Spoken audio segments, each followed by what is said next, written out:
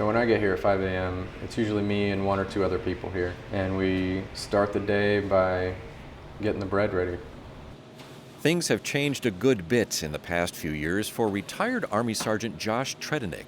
But a lot about working in this Washington, D.C. bakery, Dog Tag Bakery, is familiar. This is a huge team effort for getting the bakery running. It's not a one-man show.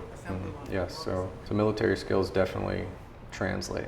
You know, there's a joke that, when you put on your resume, I was a sniper, there's not too many companies that are looking to hire that, right? The idea behind Dog Tag is focusing on the transition of veterans with service-connected disabilities back into the workforce. Adjusting to civilian life is a challenge for many veterans. Our armor is stronger, our tanks are stronger, our medical care is better. So everyone's coming back and surviving. With that, they come more injuries that necessarily aren't physical, but are more mental or cognitive. 6 months into his deployment to Afghanistan, an explosion left Josh with a dislocated hip, a broken pelvis, a broken back, and a badly injured brain.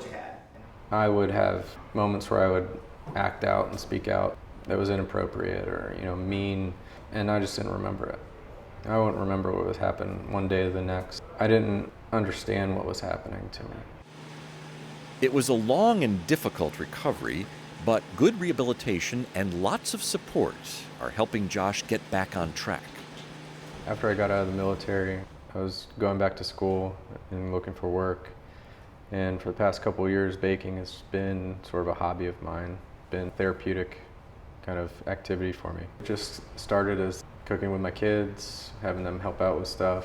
I started thinking baking would be more than a hobby when family and other friends were telling me, this is really good. You do a really good job. You should sell this stuff. I thought, I have no idea how would I even do that. That's where Dog Tag Bakery comes in. Dog Tag is a nonprofit that provides 5-month fellowships to veterans with injuries.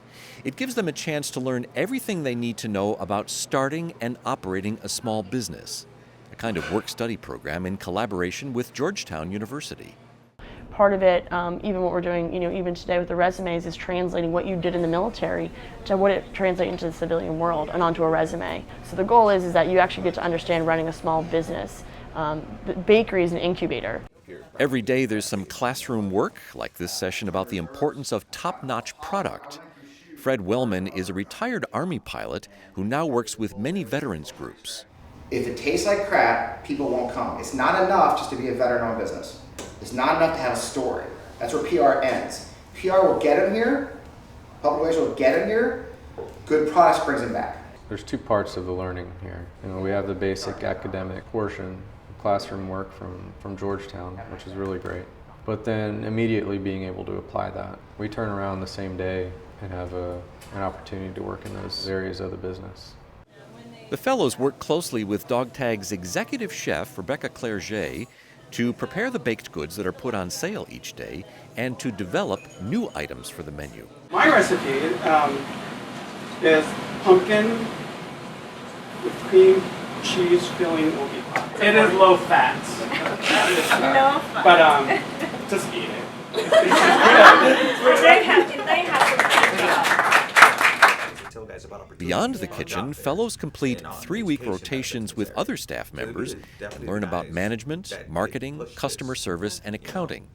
Dog Tag's not just training bakers, it's training veterans to launch and run any kind of small business. We're looking for direct contacts, we're looking to create an avenue, so I think that's the most important part. I'm gonna call Gunny Sergeant Maine myself. Okay. I'm gonna have him come in here. All right, let's do it. You wanna send us a draft email for us to work with? I got it already. I said I made that up yesterday afternoon. So. Dog Tag also tries to recreate the camaraderie of the military. For retired Marine Corporal Eduardo Lalo Panyagua, who's also recovering from a brain injury, that's made a big difference. Let's get the bag. Oh yeah. High five. My first day here, I met Josh, and I looked at him, and in classic form, hey, where'd you serve? What'd you do? And he just told me where he had deployed to. We just looked at each other. I told him where I deployed to, and it was like that. Yep. I feel you. So I felt a little bit more comfortable. Helps put me at ease. It's one of the things I was thinking about, especially with Georgetown and the curriculum being involved, was I could hardly keep track of taking notes sometimes. It is going to be difficult. So seeing that there's also somebody else there dealing with similar issues helps because I could ask him for advice. He can ask me for advice. We could work off each other. Lalo was sent to Afghanistan in 2009, where he led 35 Marines into combat. 3 in his unit were killed, and Lalo sustained 3 separate brain injuries. In classic Marine fashion, I just decided to suck it up and try to push through the pain and all the injuries. But luckily, I had command that was like, "Oh, I'm sorry, you're getting transferred to the Wounded Warrior Battalion over at Walter Reed, Bethesda." And I didn't want to. I didn't want to get any type of help because my career was the Marine Corps. My family was the Marine Corps. I saw myself as a broken piece of equipment. So it was very hard coming to terms and accepting the fact that I was injured. Then depression started kicking in, and anxiety, hypervigilance, everything. It was a tough time. And then coming to terms with the fact that I'm not going to be a Marine anymore, it was painful. And the post-traumatic stress, or PTS, was frightening for his entire family. I was sleeping and I was having a nightmare, cold sweats and everything. My wife tries to hug me and let me know that everything's okay, trying to wake me up. And because of the nightmare I was having, I don't even remember, to be honest. But I remember her telling me that I grabbed her from her neck and I launched her halfway across the room. And apparently I went back to bed. When I woke up, I see my wife crying on the floor, and I'm asking her what's wrong, and she looks at me like, "You serious? You don't remember?" And when she explains to me what happened, I mean, I'm a tough guy, but I broke down because I caused pain to, a loved one when she was trying to help me, and that really helped shine, a spotlight on some of the issues I have. Lalo says that was his worst moment, and that's when he decided to get counseling. His wife, Donna Hernandez, never stopped believing in him, and she was the one who led him to dog tag. Actually, his wife signed him up for our newsletter, unbeknownst to Lalo, which is what we find a lot of the times is the spouse is actually the one that gets him involved. We did a phone interview, and I could immediately sense his enthusiasm, his personality. He is gregarious, he is energetic, and he's focused on figuring out what his next steps are. I came in here not knowing what I want to do 5 to 10 years from now. Honestly, I have no idea. Sometimes I don't even think that far ahead. But now I have, you say, an entrepreneur mind now with just things that I've been learning, how to run a business, how to open a business, things it takes to manage a business. Dog tag makes accommodations to help vets with injuries feel at home. We might have shades that we put down, or people wear glasses while in class. We might focus on the lighting, and that's are all ways that we can accommodate the injury.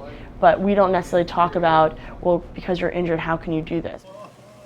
And ultimately, dog tag is about empowering veterans to be successful. Our program provides opportunities. Our fellows take advantage of them, and that's when they advance in their career or their next steps. It's them taking the initiative, and both Josh and Lalo exhibit that 100%. We're people doing our job, and unfortunately, due to the type of job we're doing, there are certain barriers that we have now, and it takes a time for us to adapt. I'm sure every guy that's coming back, leaving the military, just wants to be another American trying to better this country, and I mean, nothing less than that.